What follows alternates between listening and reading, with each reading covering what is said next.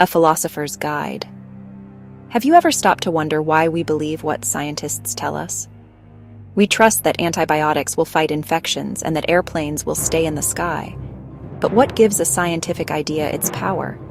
What makes one theory trustworthy and another just a wild guess? This is not a science question, but a question about science itself. It belongs to a field called the philosophy of science. We look under the hood of the scientific engine to see how it really works.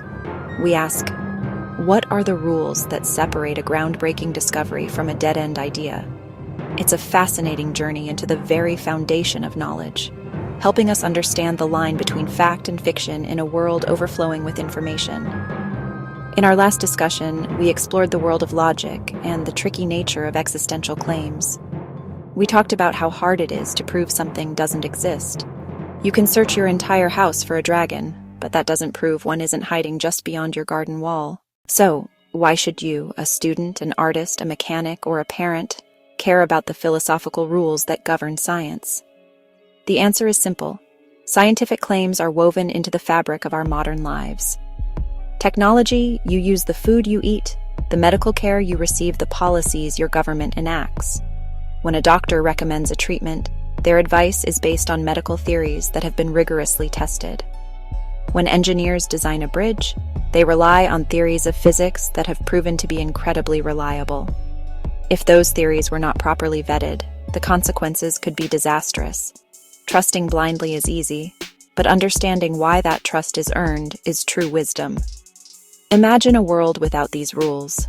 In such a world, any idea could be presented as scientific. A company could sell a miracle cure made of nothing but sugar water, claiming it works based on a new energy field theory they just invented. Without a system for checking, how could we tell the difference between this and a genuine medical breakthrough? Pseudoscience would flourish, preying on our hopes and fears. Misinformation would spread like wildfire, causing confusion and harm. The rules for validating theories are our primary defense against this chaos. They are the gatekeepers that ensure the ideas shaping our world have passed a series of demanding tests and have earned their place in our collective knowledge. This process of vetting theories is what makes science a progressive endeavor. It builds upon itself, with new ideas challenging and refining old ones. But this progress only happens if we have a reliable way to decide which new ideas are worth keeping. Ultimately, learning these rules empowers you to participate in the important conversations of our time. You move from being a passive recipient of information to an active, critical thinker. The first and most fundamental rule for any scientific theory is what philosophers call empirical testability. This sounds complicated, but the idea is wonderfully simple. Can we check this theory against evidence from the real world? Empirical just means related to observation or experience. A scientific idea must make some kind of prediction about what we should see, hear, or measure in the world. If a theory doesn't connect to observable reality, it's not playing the game of science. It might be a beautiful story, a compelling piece of philosophy, a deeply held faith, but it resides outside the scientific domain. Science is a constant dialogue between our ideas and the world. Testability makes that conversation possible. For example, if I propose a theory that all swans are white, this is empirically testable. How? We can go out into the world and look at swans. We can travel to different continents, observe swans in parks, lakes, rivers, record the color of their feathers. Each white swan gives the theory a bit of support. The key: the theory makes a clear, observable prediction. In contrast, invisible, undetectable fairies making flowers grow, not empirically testable. By definition, we cannot see or measure these fairies.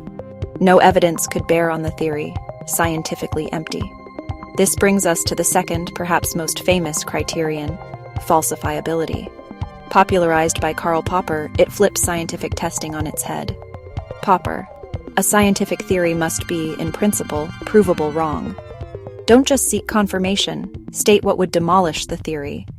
A theory that can explain everything and never be contradicted is unfalsifiable. It's like a target you can't miss. Falsifiability gives science its teeth, its rigor, and its honesty. Return to swans. All swans are white. This theory is highly falsifiable. What would prove it wrong? One single black swan. The discovery of black swans in Australia did exactly that. It falsified the long-held European belief. This didn't mean science failed, it meant science worked. The old idea was tested, found false, and replaced. Most swans are white, but some are black, building a stronger case, coherence and explanatory power. Passing the tests of testability and falsifiability gets a theory into the scientific ballpark, but it doesn't guarantee it a place in the Hall of Fame. Two more criteria help us distinguish a good theory from a great one. The first is coherence, sometimes called consistency. This principle asks, does the new theory fit well with other well-established scientific theories? Science is not a random collection of isolated facts. It's a vast, interconnected web of knowledge. A new idea that flatly contradicts large, successful areas of science, like the laws of thermodynamics, the theory of evolution, faces a huge uphill battle. It's not impossible for it to be right, but the burden of proof is extraordinarily high. Think of science as a giant, intricate jigsaw puzzle that generations of scientists have been assembling. If you come along with a new piece, it should ideally snap neatly into place with the surrounding pieces. If your piece completely clashes with the picture that's already emerging, it's more likely your piece is the wrong one. For a new theory to be accepted, it must either be coherent with existing knowledge or provide an incredibly compelling reason why those other well-established theories are wrong. This demand for coherence prevents science from lurching randomly and ensures stable, cumulative growth of understanding. The second crucial criterion is explanatory power. This asks, how much does the theory explain? A powerful theory can account for a wide range of different phenomena, often in a simple and elegant way. It doesn't just explain the single observation that inspired it. It reaches out and illuminates many other seemingly disconnected facts about the world. A theory with narrow explanatory power might explain why apples fall from trees. A theory with vast explanatory power can explain why apples fall, why the moon orbits the Earth, why planets move in predictable paths through the heavens. It unifies our understanding under a single powerful framework. Gravity in action, a theory that passes a universal test. Let's put these four criteria to work with a real-world example that everyone is familiar with. The theory of gravity. First, is it empirically testable? Absolutely. Isaac Newton's theory of universal gravitation makes countless predictions we can check. It predicts that if I drop my pen, it will fall to the floor. It predicts the speed at which it will accelerate. We can test this over and over with simple experiments. It predicts the motion of the planets. It predicts the timing of eclipses. It predicts the paths of comets. Astronomers test these predictions constantly, and they hold up with incredible accuracy. The theory is firmly anchored in observable, measurable evidence from the world around us. Next, is the theory of gravity falsifiable? Yes, it is. This is a crucial point. If we dropped a pen and it floated up to the ceiling, that would be a serious problem for the theory. If we observed a planet suddenly veering off its predicted orbit for no reason, that would contradict the theory. In fact, this is precisely what happened in the 19th century. The orbit of Uranus wasn't quite what Newton's theory predicted. This was an attempt at falsification. But instead of throwing the theory out, scientists used it to make a bold prediction. There must be another unseen planet whose gravity was tugging on Uranus. They calculated where this planet should be, pointed their telescopes, and discovered Neptune. The theory survived falsification and came out even stronger. What about coherence? Newton's theory was beautifully coherent with the known laws of motion at the time, which were also being formalized by him and others like Galileo. It didn't contradict what was known about how objects move. It unified terrestrial physics, how things move on Earth, celestial physics, how things move in the heavens, into a single, consistent framework. Later, when Albert Einstein developed his theory of general relativity, it was also coherent. It didn't just throw Newton's ideas away. It showed that Newton's theory was a brilliant approximation. Finally, does the theory of gravity have explanatory power? Its power is immense. When the rules get fuzzy, the challenge of untestable ideas. While our four criteria are useful guides, testability, falsifiability, coherence, explanatory power, they are not a perfect, foolproof checklist. The real world of science is often messier and more complicated. Sometimes a promising new theory is difficult or even currently impossible to test. This creates a fascinating gray area where scientists and philosophers debate whether the idea even counts as science yet. A famous modern example of this challenge is string theory. In theoretical physics, string theory is an ambitious and mathematically elegant idea that proposes the fundamental constituents of the universe are not point-like particles, but tiny, vibrating one-dimensional strings.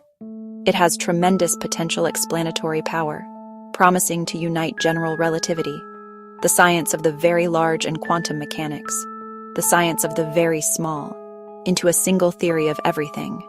However, it runs into a major hurdle with our first two criteria: testability, falsifiability. The predictions made by string theory, such as the existence of extra curled-up dimensions of space, require energies far beyond what our current particle accelerators can produce. To test these ideas directly, we would need a particle collider the size of a galaxy. Because we cannot perform these experiments, we cannot gather the empirical evidence needed to either support or falsify the theory. This has led to a major debate in the physics community. Some critics argue that because it is not falsifiable, string theory is not truly science, but rather a kind of mathematical philosophy. Proponents argue that it should be judged on its elegance and explanatory potential while we wait for technology to catch up. This highlights an important lesson. The boundary between science and non-science can be fuzzy and can shift over time. Let's build a theory. Your turn to be a scientist. Now it's your turn to think like a philosopher of science. Let's run a quick thought experiment. Imagine you are a budding scientist and you've noticed something peculiar. Your houseplants seem to grow taller when you play classical music for them. From this observation, you formulate a theory. Classical music vibrations directly stimulate plant cell growth. This is our starting point. Now let's put it through the ringer using our 4 criteria. First, is our music theory empirically testable? Yes, it is. We can design an experiment. We could get 2 identical groups of plants, place them in identical conditions, same light, same water, same soil, but play classical music for one group and keep the other in silence. We can then measure the height of the plants in both groups over several weeks. The theory makes a clear prediction about what we should observe. The music group should grow taller. Second, is the theory falsifiable? Absolutely. What would prove our theory wrong? If, after running our experiment multiple times, we found no significant difference in growth between the music group and the silent group. Finally, how does it fare on coherence and explanatory power? Here, our simple theory struggles. It doesn't cohere very well with our vast established knowledge of botany, photosynthesis, nutrient uptake, hormones, none of which involve sound vibrations. Our theory would require a whole new, unknown biological mechanism. Its explanatory power is also very narrow. It only explains this one specific observation about our houseplants. Because it fails on these last 2 counts, a scientist would be very skeptical, even if your initial experiment showed a positive result. This shows how all 4 criteria work together to build a truly robust scientific case. Together, these criteria form a powerful filter that separates rigorous science from wishful thinking.